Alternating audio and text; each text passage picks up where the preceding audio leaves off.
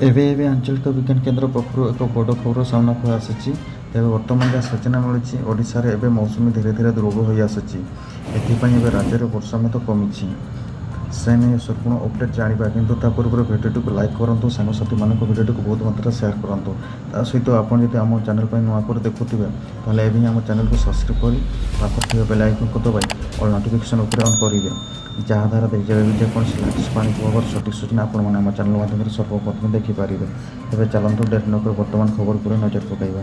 ତେବେ ବର୍ତ୍ତମାନ ଯାହା ସୂଚନା ମିଳୁଛି, ଓଡ଼ିଶାରେ ଏବେ ମୌସୁମୀ ଧୀରେ ଧୀରେ ଦୁର୍ବଳ ହୋଇ ଆସୁଛି। ଏଥିପାଇଁ ଏବେ ରାଜ୍ୟରେ ବର୍ଷା ମଧ୍ୟ କମିଛି। ଆସନ୍ତା 3 ଦିନ ଯାଏଁ ଓଡ଼ିଶାରେ ବିଶେଷ ବର୍ଷା ସମ୍ଭାବନା ନାହିଁ। ଏହି ସମୟରେ ରାଜ୍ୟର ଅଧିକାଂଶ ଅଞ୍ଚଳରେ ପାଣି ଶୁଖିଲା ରହିବ। ଏନେଇ ଭୁବନେଶ୍ୱର ସ୍ଥିତ ଆଞ୍ଚଳିକ ପାଣିପାଗ କେନ୍ଦ୍ର ପକ୍ଷରୁ ସୂଚନା ଦିଆଯାଇଛି। ଅନ୍ୟପଟେ ଅଗଷ୍ଟ 12 ତାରିଖ ପରେ ବଙ୍ଗୋପସାଗରରେ ଏକ ଘୂର୍ଣ୍ଣିବଳୟ ସୃଷ୍ଟି ହେବାର ସମ୍ଭାବନା ରହିଛି।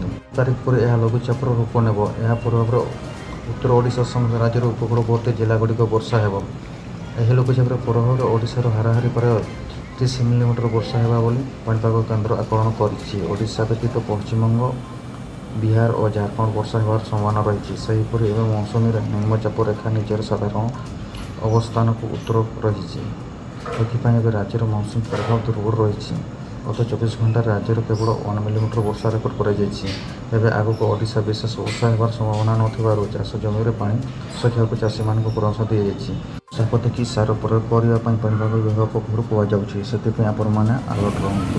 ସହିତ ବର୍ତ୍ତମାନ ପାଣିପାଗ ବିଭାଗର ଲାଟେଷ୍ଟ ଅପଡେଟ୍, ଆଗକୁ ପାଣିପାଗ ସଠିକ୍ ସୂଚନା ଜାଣିବା ପାଇଁ ଆମ ଚ୍ୟାନେଲ୍ ସହିତ ଯୋଡ଼ି ହୋଇ ରୁହନ୍ତୁ। ଚ୍ୟାନେଲକୁ ଏବେ ହିଁ ସବସ୍କ୍ରାଇବ୍ କରି ପାଖରେ ଥିବା ବେଲ୍ ଆଇକନ୍ ଦବାଇ ଅଲ୍ ନୋଟିଫିକେସନ୍ ଉପରେ ଅନ୍ କରିବେ, ଯାହାଦ୍ୱାରା ଯେବେ ବି ଯେକୌଣସି ଲାଟେଷ୍ଟ ପାଣିପାଗର ସଠିକ୍ ସୂଚନା ଆପଣମାନେ ଆମ ଚ୍ୟାନେଲ୍ ମାଧ୍ୟମରେ ସର୍ବପ୍ରଥମେ ଦେଖିପାରିବେ। ବି report MBG public news Odia.